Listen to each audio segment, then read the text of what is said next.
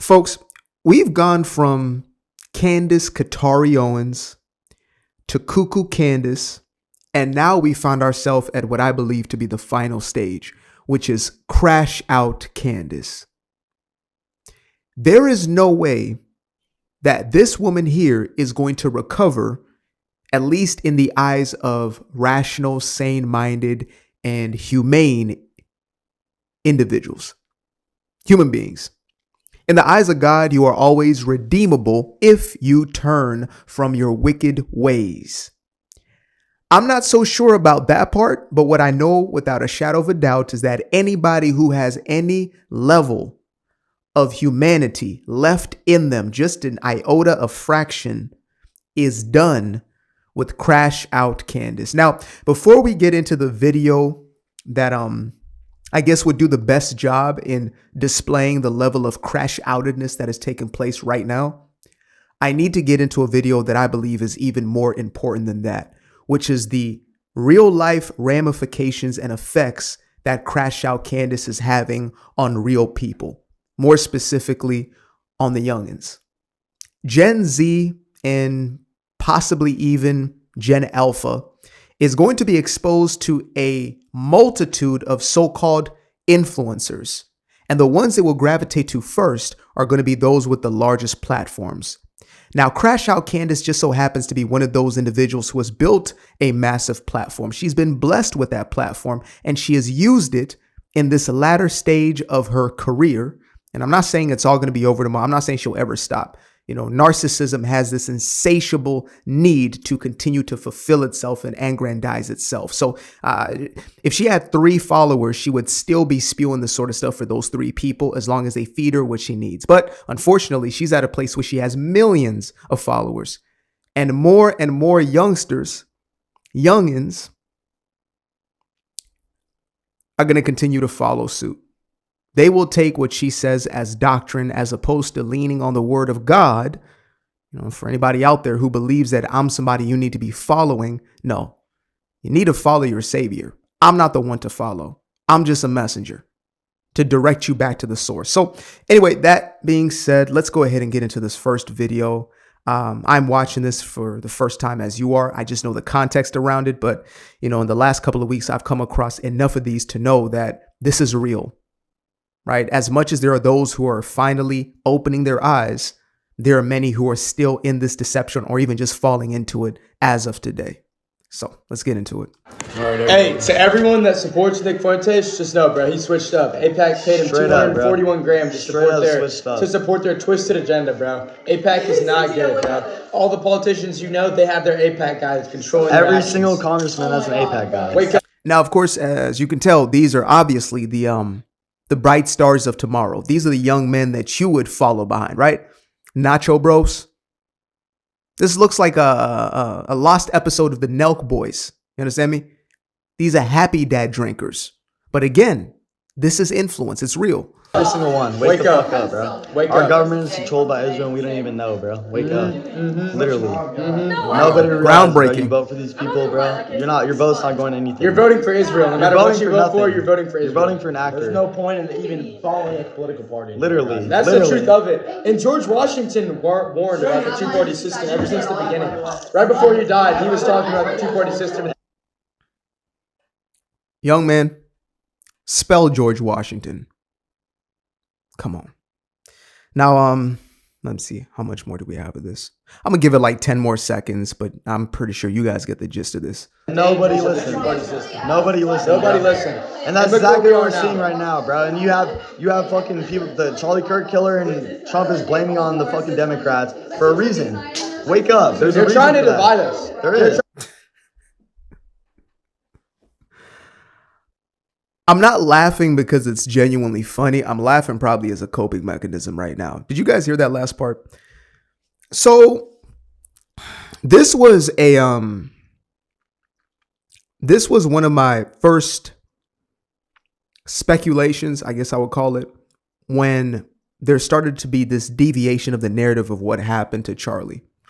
As soon as, you know, formerly known as Cuckoo Candace, now known as Crash Out Candace, as soon as the likes of her, Ian Carroll, these sorts of characters started coming out with their revisionist future, not just history, because these things had not passed. There was no real information out about what had happened, only assumptions. So these are people projecting into the future that surely it must be a future Jew who did this. Or more specifically, the Jew of all Jews, right? Netanyahu, that old guy. Immediately I knew that it was going to take away the attention from where this is likely actually coming from. Now, again, this was an assumption on my part until we got more evidence. Now, we can make that assumption based upon what's been taking place just in the last few weeks when it comes to these domestic terror attacks that have been taking place at essentially the hands of leftists, transformers, and all sorts of, Antifa, these leftist ideologues that have been radicalized, and dare I say, some of which demonically possessed, if you were to see some of the evidence that was presented. Now we're taking attention away from a very real imminent threat, and we're placing it on the usual suspect, the number one scapegoat.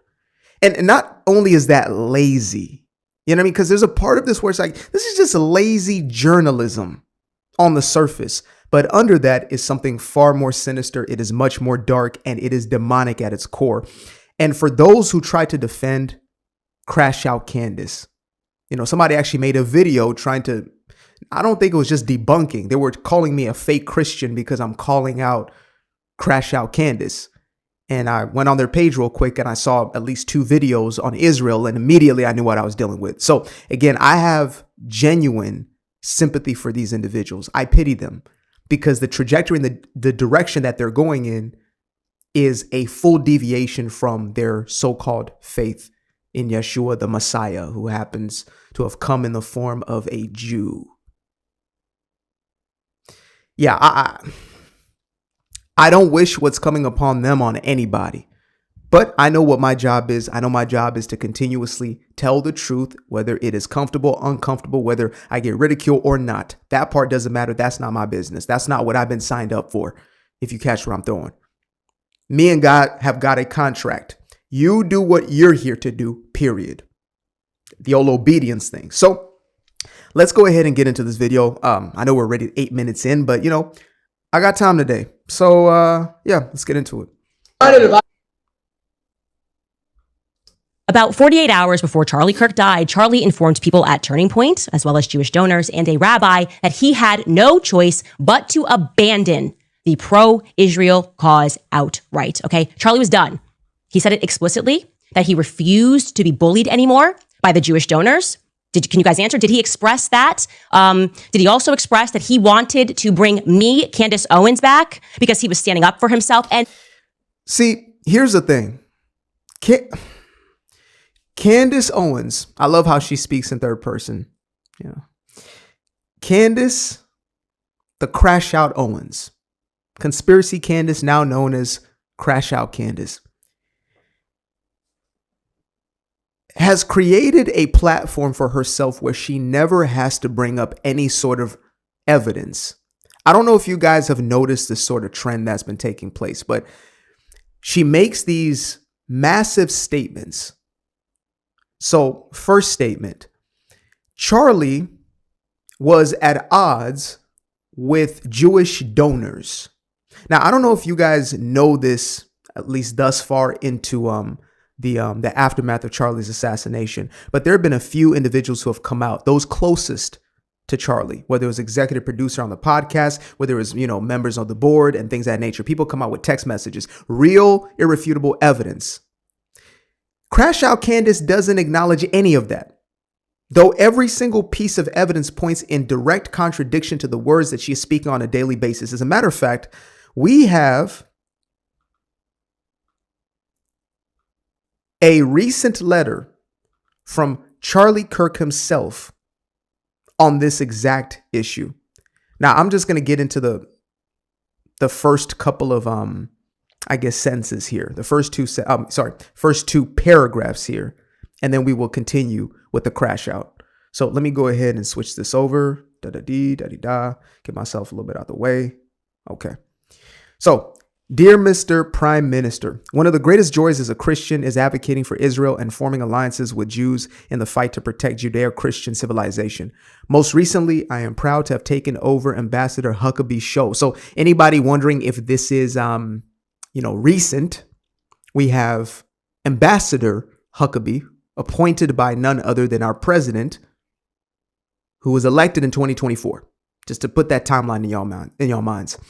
Huckabee's show on TBN, where he continually support Israel and the Jewish people. As Mohammedism is spreading into Western societies, it's critical that Jews and Christians stay united in the effort to contain and roll back radical Islam and Sharia law. I regret to report that anti-Israel and anti-Semitic trends are at record levels on social media. These negative sentiments then flow downstream into college campuses. Go figure. You saw the Nacho Boys, the Dollar Tree Nelk Boys. Let's see, downstream into college campuses and even steep into the conservative MAGA movement. My team and I have spent months analyzing these threats and debating ideas that would help you and your country push back against these disturbing developments. Anti-Israel sentiment can undermine American support for Israel. The purpose of this letter is to lay out our concerns and outline potential remedies. Everything written here is from a place of deep love for Israel and the Jewish people. I think it's important to be brutally honest with those you love. In my opinion, Israel is losing the information war and needs a communication intervention.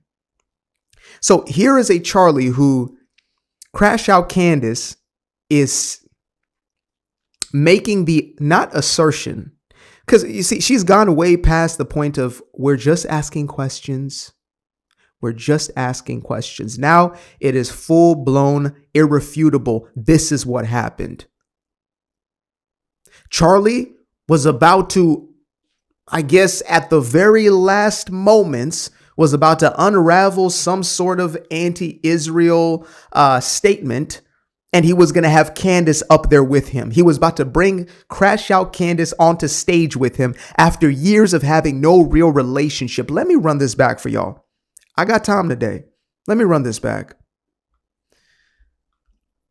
Did he also express that he wanted to bring me, Candace Owens, back because he was standing up for himself? And then did he, just 48 hours later, conveniently catch a bullet? So this is the same Candace, and yes, I'm going to tie everything into it because character matters. Repetition, habits, personality traits matter. I know some of y'all just like to listen to the soothsaying and you like how she massages your little conspiratorial brains. I get that, dear cult of Candace. But the reality is this is the same person who makes bold statements such as, Macron's wife is actually not a woman. Okay? He is also her own brother pretending to be her own sister. And all of it is some sort of intelligence psyop. She gets to say that and put out an 8-series expose with zero irrefutable evidence while making those claims boldly.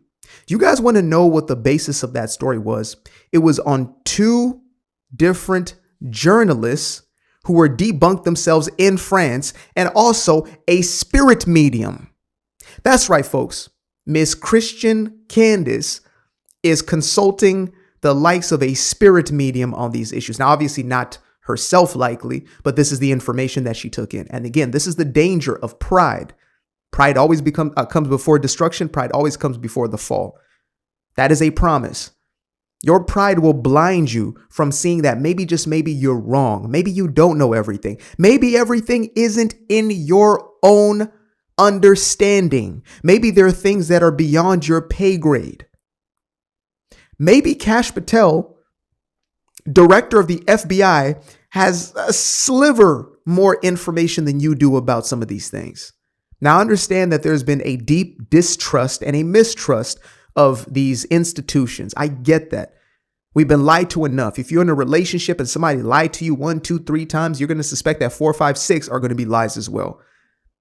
But when we zone in on the persona, this character that is Candace, aka Crash Out Candace, you really have to start reading between the lines. You have to first assess the character of the person. Where else have they been deceitful? And again, we've had receipts presented time and time again, people making a multitude of videos, exposés, but yet those who are stuck in the cult of personality. And this is what I say to you. If you consider yourself a Christian and you are so hung up on this woman who all she really does is sell scandal, there's no word in there for you. There's no Jesus in there for you. There's no truth in there for you. It's all slander and gossip and salaciousness. If that's what you are buying into and you're devoted to, then that is your God. These are the facts, folks. And I can still sit here and say, I love her with the sort of love that God calls us to love one another with. But in that love is to tell the truth. In that love is to tell your sister to say, you're all the way off here. You're crashing out. You're cuckoo here. You've lost it. You've compromised yourself. When I say she has sold her soul, I'm not saying she sat there and signed a physical contract. What I'm saying is she sold out her integrity, her morals, her values. If she ever had them to begin with, I don't know. Let us continue. To the throat before our on-stage reunion could happen. It's a yes or a no. Yeah, I'm putting the fire here right at the feet of Turning Point because I am disgusted. I am genuinely disgusted. I am looking around and wondering whether Charlie's entire life was the Truman Show. None of you guys are behaving in the way that you should be behaving. This whole thing is a charade. Sometimes I sit back and I'm like, how does anybody not see the acting that is taking place here? And it's not good acting. This is like Tubi acting. You know what I mean? This is C-list, Z-list sort of acting. When you got to pretend the emotion, that's sociopathic behavior right there. Pretending emotion. I am disgusted. And you guys notice how Turning Point is the one that is being brought into question, which essentially means Erica Kirk at this point. She is the sitting CEO of Turning Point. So is that who you want? I made a mistake or a missed take. I stated that it was either Erica or Charlie who had to come out. She essentially, Crash Out Candace made a statement where she was not going to stop unless Erica said something or another party. I said wrongfully it was Charlie, but it was actually, she stated she would not stop unless it was Erica Kirk or her own husband, who I'm not exactly sure what's going on with Georgie Porgy over there. I have no idea. He is MIA, he is silent, and either he is embarrassed or he is complicit in all of this. And my assumption is he's complicit because a lot of these same views are shared by him when it comes to the Jews. Let us continue. Okay. There's no way you are letting these lies fly unless, as I'm hearing. Hearing from who? Unless it is true. Tips at CandaceOwens.com. That's what she's hearing. The dude in his grandmama's basement with Cheetos in his belly button is her source. That there was a big payday that was on the line. And if Charlie radically stated that he was done with Israel, if Charlie said he had no choice but to abandon the pro-Israel cause because of, and I quote, Jewish donors, the behavior of Jewish donors, if he said that, yes or no, well then, I don't know, maybe some people didn't want to take that risk that he was going to become Candace Owens and Tucker Carlson at Turning Point USA with all of those presences, so much presence across college campuses. Maybe they didn't want to take a chance. And I will say this, you know what? Somewhere Charlie is watching. Okay. And that's also biblically inaccurate. I'm just going to say that. Again, for a woman who claims to be a Christian, I'm going to hold you to the standard that you claim to hold. That is unbiblical. He is not watching. I know, again, it may sound soothing for some, etc., but he is not. He is in a far, far, far greater place right now in the presence of the Lord. Absence from the body, presence with the Lord. Okay, so I want to draw a little parallel for you guys as far as how this sort of propaganda works and how these narratives are spun. So let's take President Trump, for example, right? There's this overarching story now for those who used to be avid supporters of his on the surface. We're now claiming that he is bought, paid for, that he is a shill of the Israeli government. Go figure. The president of the quote unquote free world, largest, or at least one of, if not the largest GDP in the world, is run by a nation of 9 million people. Yeah. Anyway, there is this claim that President Trump is bought and paid for by Israel. Now, let's go down a list of his donors. 12 donors or major donors, and only one of those top 12 are Jewish. 1 out of 12 are Jewish. Now, this is how you spin a narrative. You focus in on that one. Simple. Or you take the top 25, and I believe it's 3 to 5 of them may be Jewish. 3 to 5. So let's just go with 5. If 5 of the 25 donors are Jewish, whether they be practicing, non-practicing, whether they align with Israel or not, let's just go with that. What you do is you discredit or take your focus off of the 20 and you focus on the 5. Look, everybody. Look at all the Jewish donors. So there may be 5 German donors. There may be 5 Arabic donors, right? Nobody likes to talk about the $1.6 trillion that was offered up by the UAE, or if it's Saudi or the coalition of these Arab nations, the Arab League. Nobody talks about $1.6 trillion being injected into the American economy by Muslim nations. Yet little old Israel is the one who runs us, who wouldn't have that much money to give. Make it make sense for me.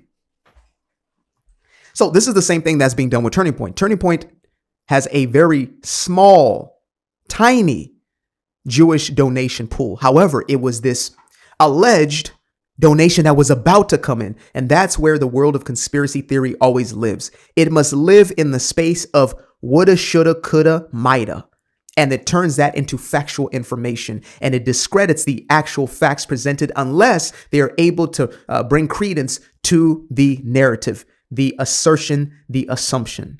And I can't even really say assumption because it's beyond assumption. These are people who say this is the story. There is nothing else. If it doesn't fit with this story, then it cannot be true. They start with the narrative. They start with the conclusion, and they have to end at that conclusion. So the conclusion is it is the Jew, right? Everything must lead to that. So if it does not, it is discredited, written off. So the thousands of meetings that Charlie had with a multitude of people who were willing to put money in his pocket, evangelical Christians majoritively, these people are out of the question because it must end at the Jew. So Charlie has a back and forth with a man who happens to be a Jew in the finance industry by the name of Bill Ackman. Candace creates an entire narrative in a place she never was, in conversations she never had, that she was never involved in, that Charlie was being pressured by the Jew to, first and foremost, to, I guess, write off Tucker Carlson, which to me sounds like common sense if you really want to bring this MAGA movement into its fullest expression. If you care about the truth and nothing but the truth, I stand behind that. But again, Charlie was a better man than I when it comes to that. He was willing to open his platform to everybody and anybody. But nevertheless, there was a conspiracy theory that Bill Ackman was planning this entire thing in order to manipulate, coerce, and dare I say bully, these are her own words, to bully Charlie into changing his opinions about Israel. So that was the first narrative. The entire thing got debunked. Turns out that according to the text messages between Bill and Charlie, turns out that Charlie had reached out and he was trying to build some sort of relationship with Bill Ackman, and Bill Ackman wanted to build a relationship with him.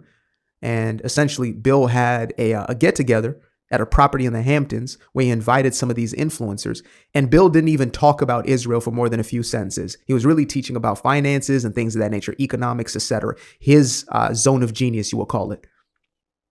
So all of this gets spun up to say the Jew invited him to this, and they talked about Israel.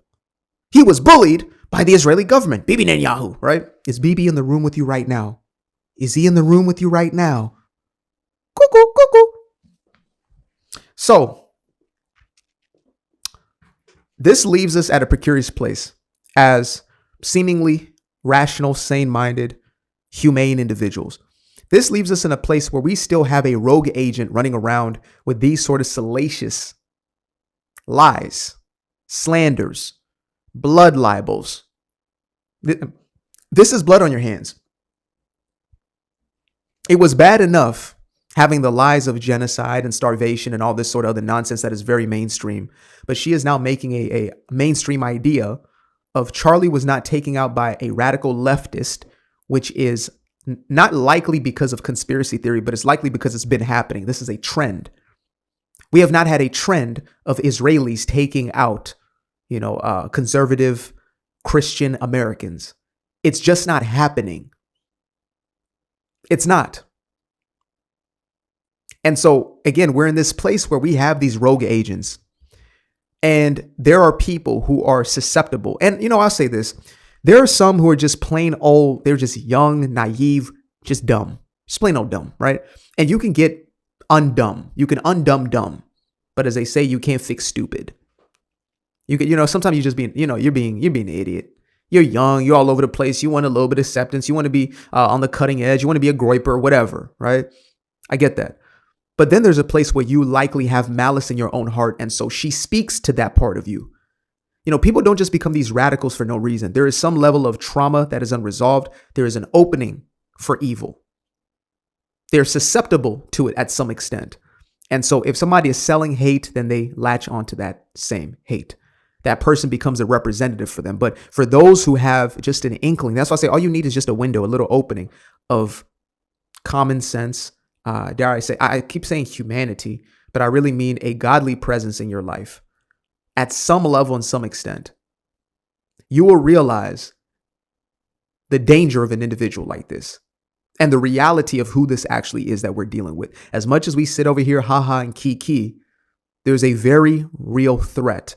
The left is easy to point at because their insanity is written all over them, literally. They put on the attire of it. But this is a woman who keeps a cross in the back, pretending as if there are books that she has read in the background. Let's say these are, books of the Bible, whatever it may be. She professes to be a Christian, a conservative, to share the same values as you do. And so you latch on to that, as I did in my younger years or when I was coming out of that quote unquote conservative closet. You find yourself in a place where you are trusting her. You are giving ear. And that's why I say you got to continue to pray for discernment. Discernment is going to be your only saving grace. Of course, your savior, but the discernment that comes from God and God alone to open your eyes even in the deepest of deceit. Again, this is the clinical definition of a wolf in sheep's clothing, the ones we were warned about. I call it a false prophet because she professes the name of Christ, but yes, she does everything in contradiction and opposition of that word. And so, for my folks out there, believers, where I'm getting at with that. And for those who are not in that place in their life, it should be evident to you that this is somebody who is using their platform to manipulate. And I'm not going to stand by. Sometimes I may be viewed as, oh, you hating on her, you're obsessed with her, whatever it is. And I say, to be honest with you, it would be much easier for me if I didn't have to get into this. It would. But I'm always called at a heart level to say, you got to continue, because there are kids out there who are looking for some sense of direction and they're going to latch on to somebody like that. It doesn't have to be me or the next person. At the very least, it's got to lead back to God. And this ain't godly.